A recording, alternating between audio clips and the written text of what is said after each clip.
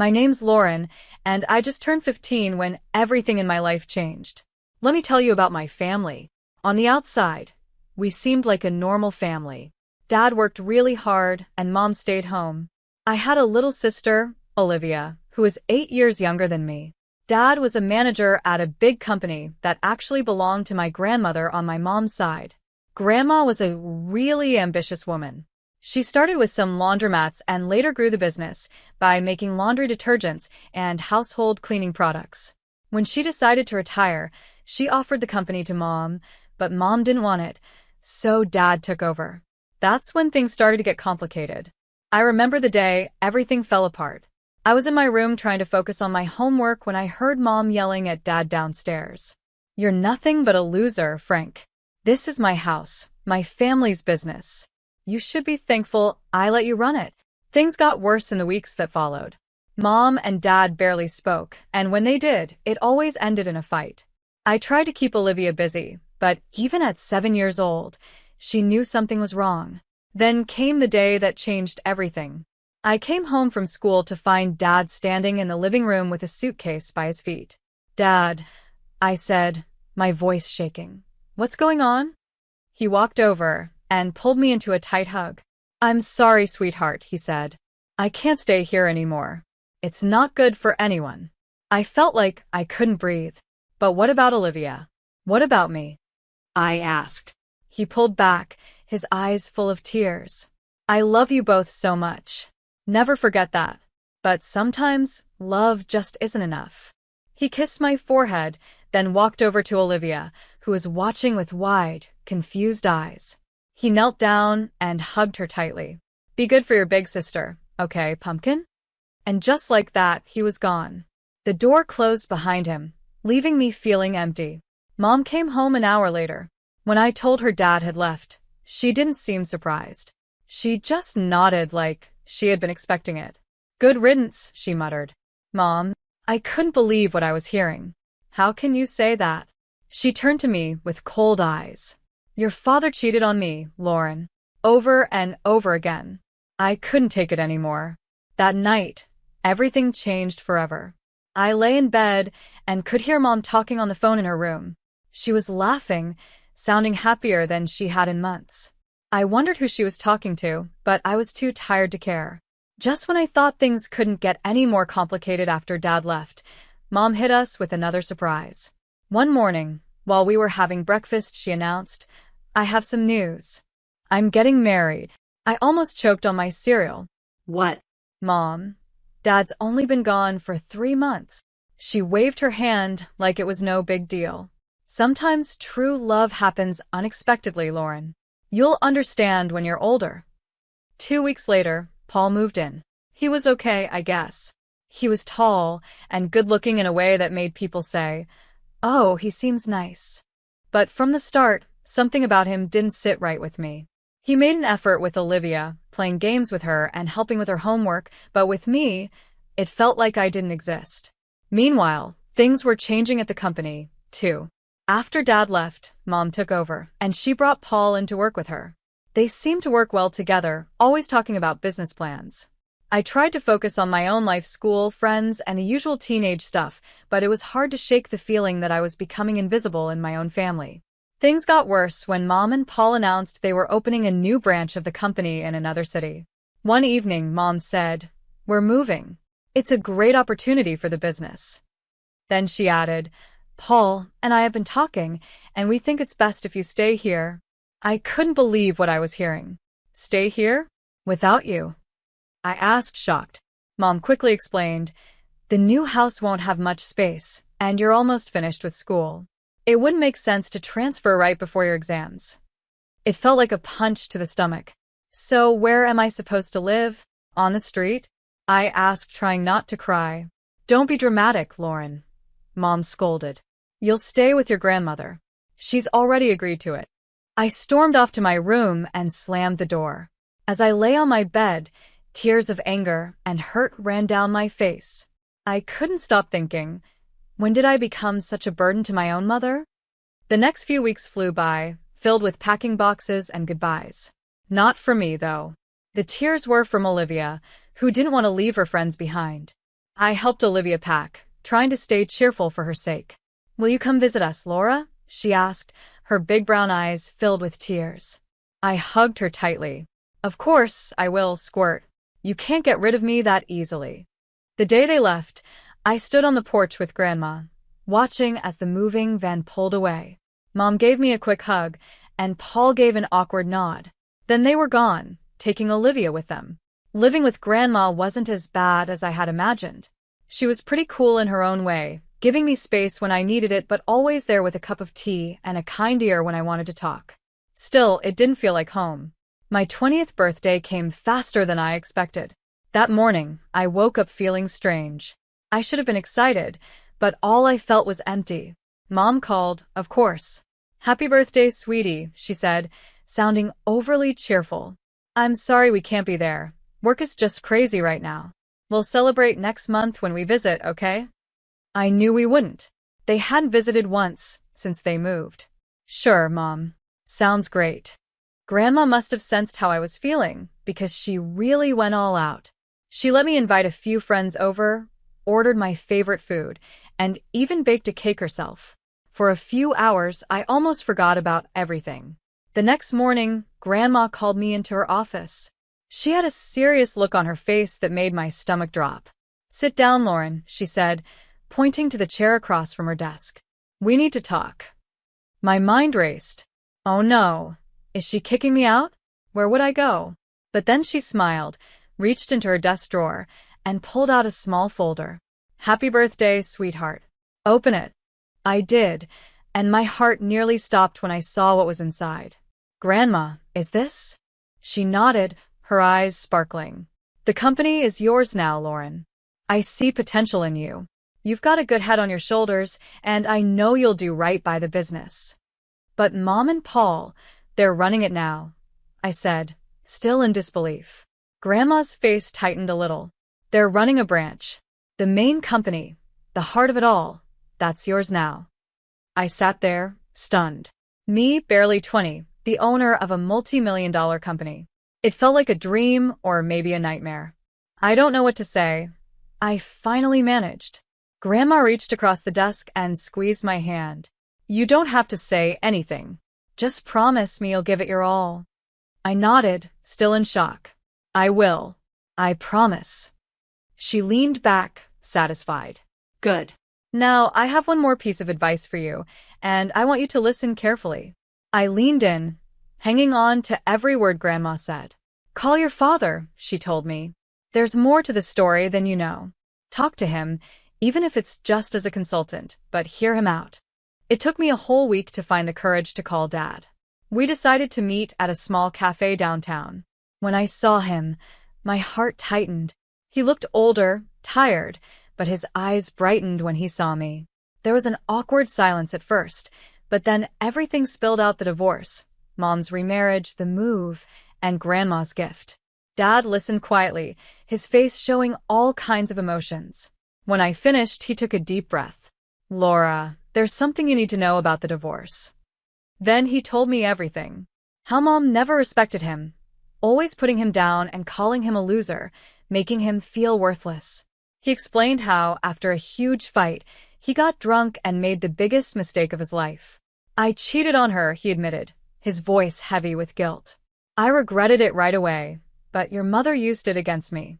She threatened to take everything, even you and Olivia. She wanted me to leave, give her all the property, and pay alimony. I sat there shocked. This didn't sound like the Mom I thought I knew. Why didn't you fight it? I asked. Dad looked at me with sadness and love in his eyes. Because of you and Olivia. I didn't want you both to go through a messy, public divorce. I thought this would be easier. As we talked, it felt like a huge weight was lifted off my chest. For the first time in a long time, I felt like I had my dad back. Before we left, I took a deep breath and asked, Dad, how would you feel about helping me with the company as a consultant? His smile was all the answer I needed. The next few months were a whirlwind. I studied for exams, spent long nights cramming, and before I knew it, I was standing on stage at my high school graduation with a diploma in hand. Grandma was in the audience, smiling proudly. Mom and Paul were nowhere to be seen, but by then, I'd learned not to expect much from them.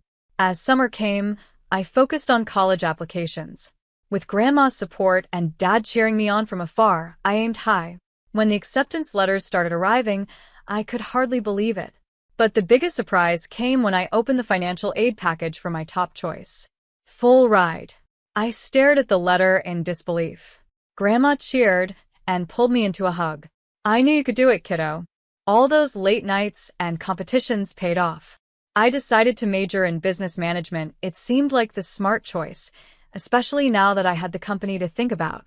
I now had a company to run, and the idea still felt unreal, but I was determined to make Grandma proud. To celebrate my college acceptance, Grandma decided to throw a small party, just the two of us. We got some fancy takeout, and a bottle of sparkling cider. Grandma wasn't about to let me drink champagne, even though I was an adult now. We were halfway through dinner when the doorbell rang. Grandma frowned, clearly not expecting anyone. "I'll get it," I said, putting down my fork. When I opened the door, my stomach sank. There stood my mother and Paul, looking annoyed and impatient. Before I could say anything, they pushed past me into the house. Mom didn't waste time on greetings. "Mother, we need to talk about the company. Now." I stood there, stunned, as Mom launched into a rant. She didn't even look at me, didn't ask about my graduation or college. It was like I wasn't even there. "Why can't we access the main accounts?" she demanded. "And why are you blocking the transfer of funds to our branch?" Grandma's expression hardened. "Because it's not your decision anymore, Kelly. The company belongs to Lauren now. She's the one who will decide its future and manage its finances." The room went silent. I could feel the tension hanging in the air. After Grandma's words, I saw a wave of emotions cross Mom's face, first shock, then anger, and finally, something calculating. Suddenly, her whole attitude shifted. "Lauren, sweetheart," she said, her voice dripping with fake kindness. "I've missed you so much. Why don't you come live with us?" I blinked, caught off guard by this sudden change. Mom stepped closer, reaching out like she wanted to touch my arm. Instinctively, I stepped back. "We've settled so nicely in the new city. We have a beautiful house, and there's a room just for you. We could set up a desk and get you a new computer for your studies and work." "No, Mom," I said firmly. "I'm happy here. I have my friends, my school, and Grandma needs me." Mom's smile wavered for a moment, but she quickly recovered. "Well, if that's the issue, we could always move back here. We could live in our old house, just like before. Wouldn't that be nice?" I shook my head. "It's not about the house, Mom. It's about everything." I could see the anger building in her eyes, barely contained.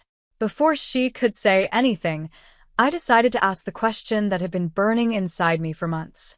"Mom, why did you really divorce Dad?" She froze, taken aback. "Well, your father, he cheated on me. Multiple times. I got tired of it. He left us for his mistress and didn't even pay alimony." "That's not true," I said quietly. I said, "Dad told me everything. It only happened once, and it was because of how you treated him. He didn't abandon us, you kicked him out. And he's been paying alimony regularly." Mom's face twisted with anger. "How dare you? You ungrateful little brat. You have no right to interfere in my personal life. Everything here is mine, and I decide who lives where." Grandma, who had been quietly watching, finally stepped forward. Her voice was calm but firm, stronger than I had ever heard before. "That's enough, Kelly," she said. "You seem to have forgotten a few things. This house, the company, they belong to me, not you. I gave the company to Lauren because I trust her judgment more than yours right now. I think it's time for you to leave." I watched with mixed emotions as Grandma firmly escorted Mom and Paul out of the house. The door clicked shut behind them, and I felt a strange mix of sadness and relief. I had lost something today, the last bit of hope I had about my mother.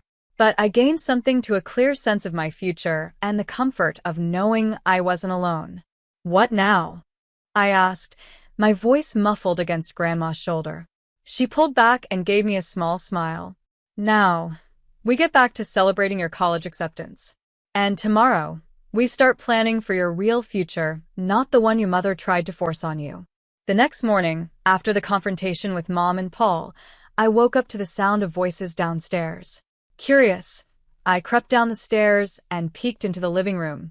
To my surprise, Dad was sitting on the couch, deep in conversation with Grandma. I sat down next to them, and Grandma explained why she had called Dad over. "I've been thinking about Olivia," she said. "Your mother, well, I'm not sure she's in the best position to care for her right now. I've suggested your father seek custody of Olivia." I felt a surge of hope. "Really? Dad, are you going to do it?" He ran his hand through his hair, looking both nervous and determined. "Yeah, I am. It won't be easy, but Olivia deserves better than what she's getting now." I couldn't help it. I threw my arms around him. "Thank you, Dad." As we pulled apart, Grandma cleared her throat. "There's more," she said. "I've hired a private investigator to look into your mother and Paul's affairs."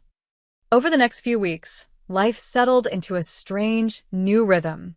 I started my college classes, diving into my studies with a focus I had never felt before. Dad started coming over regularly, and we worked on fixing our relationship. It felt good to have him back in my life. Then, about 2 weeks after that conversation, Grandma called us both over. Her face was serious as we sat down. "The investigator's report came in," she said, getting straight to the point. "And it's worse than we thought." She laid out the facts, each one hitting me like a punch. Mom had been cheating on Dad for years, long before the divorce. Her affair with Paul had started while she was still married to Dad. There were hotel receipts, records of expensive gifts, all of it painting a clear picture. But that wasn't even the worst part. "Paul is a con man," Grandma said, her voice firm. "He's done this before. He charms wealthy women, convinces them to move their money, and then runs off with it." I felt sick. "So, when they wanted to move the company's money," Grandma nodded. "Exactly. He was planning to steal it and disappear." We sat in silence, each lost in our thoughts. Finally, Grandma said we needed to confront Mom with the truth. We set the meeting for the next day. Mom arrived at Grandma's house, looking annoyed and impatient. Her expression changed when she saw Dad was there too. What followed was one of the hardest conversations I've ever been part of. Grandma laid out all the evidence: the affair, Paul's history of fraud, and his plan to steal from the company. With each piece of information, I watched Mom's face, hoping to see some guilt or understanding. But all I saw was denial. "This is ridiculous," Mom said, sounding defensive. "Paul loves me. He would never do that. You're all just jealous of our happiness." Dad tried to reason with her. "Kelly, please look at the facts. Think about Olivia. Is this the kind of man you want around our daughter?" But Mom wouldn't listen. She stood up, her face red with anger. "I don't have to listen to this. Paul is a good man, and I trust him completely. You're all just trying to ruin my life." With that, she stormed out, slamming the door behind her. As we sat there, I realized something: this wasn't the end. It was just the beginning of a long, hard battle. But looking at Dad and Grandma, I knew I wasn't facing it alone. The next few months were a whirlwind of legal battles and emotional ups and downs. With Grandma's strong support and her legal expertise, Dad filed for custody of Olivia. I tried to stay focused on my studies, but it was hard not to get distracted by everything happening around me. The day of the custody hearing came, and I insisted on being there. The whole thing was tough. Mom's lawyer tried to make Dad look like he wasn't involved in our lives, but our lawyer was ready. He showed proof of Dad's regular alimony payments, how he had tried to keep in touch with us, and the stable life he had now. Then came the big shock. The private investigators' report about Paul's criminal past and their plan to steal from the company. I watched Mom's face as the truth came out first. She looked shocked, then angry, and finally, lost. For a moment, I almost felt sorry for her. Almost. When the judge gave full custody of Olivia to Dad, I felt a mix of emotions: relief that Olivia would be safe, but also sadness that it had come to this. As we left the courthouse, Olivia in Dad's arms, Mom approached us. "This isn't over," she hissed, her eyes full of anger. Grandma stepped in between us. "Yes, Kelly, it is. Go home." Things only got worse for Mom after that. The judge ordered her to pay child support to Dad for Olivia. It was a huge shock for her, since she'd always thought she'd be the one receiving support, not paying it. I threw myself into my studies and learning more about the company, trying to stay away from the family drama. But I couldn't help feeling a bit satisfied when I heard that Paul had left Mom, running off with another woman and a large chunk of Mom's personal savings. One evening in autumn, Dad called me. His voice was tense with emotion. "Your mother showed up at my place today," he said. "She wants to make up, said she made a mistake, and wants us to be a family again." My heart tightened. Part of me, a small part, wanted him to say yes, wanted things to go back to how they used to be. But I knew better now. We'd all been through too much. "I told her no," Dad said firmly. "I told her that ship sailed a long time ago and that I wouldn't put you or Olivia through that again." I let out a breath. I didn't realize I was holding. "Good," I said, surprised at how strong my voice sounded. "You deserve better, Dad. We all do." There was a pause, and then Dad spoke again. I could hear him smiling. "When did you get so wise, Laura?" I laughed, feeling lighter than I had in a long time. "I learned from the best." After I hung up the phone, I looked around my room at Grandma's house. My textbooks were scattered across the desk next to a stack of company reports, and photos of me with Dad and Olivia smiled back from the bulletin board. This wasn't the life I imagined a year ago. It wasn't perfect, there was still a lot to figure out and plenty of challenges ahead, but it was real. It was mine. I thought about Mom, now alone after all her plans and manipulations. I felt a little pity, but it was mostly replaced by a sense of justice. She made her choices, and now she had to deal with the consequences. As for me, I had a family that loved me, a company to run, and a future full of possibilities. It wasn't the path I expected, but standing at the start of my new life, I realized something important. Time flew by as I balanced college and managing a multi-million-dollar company. Before I knew it, I was halfway through my degree, buried in textbooks and financial reports. The weekdays were filled with lectures and late-night study sessions, but the weekends were sacred. Every Sunday, I packed my bag and headed home to Dad and Olivia. The moment I walked in, Olivia would run to me, yelling, "Laura," and tackle me with a hug. At 12, she was all long legs and boundless energy. Dad would step out of the kitchen, usually wearing an apron, just in time for dinner. He'd grin and say, "Just in time for a meal." Those weekends became my anchor. We'd eat dinner together, with Olivia excitedly talking about her week at school, while Dad and I discussed the company. After Olivia went to bed, Dad and I would often stay up late, going over business strategies. Thursdays were always spent at Grandma's, where she cooked up a feast, filling the house with the smell of roast chicken and apple pie. After lunch, we'd sit on the porch, talking about everything and nothing. "I always knew you had it in you, Lauren," Grandma would say, squeezing my hand. As graduation got closer, I felt both excited and nervous. Dad, true to his word, was running the company smoothly while also preparing me to take over. One evening, he told me, "I'm ready to hand over the reins whenever you are." I hugged him tightly. "Thank you, Dad." For everything. Life wasn't perfect, and there were still challenges ahead, decisions to make and a company to manage. But as I looked at my little family, Dad, Olivia, and Grandma, I knew we could face anything together.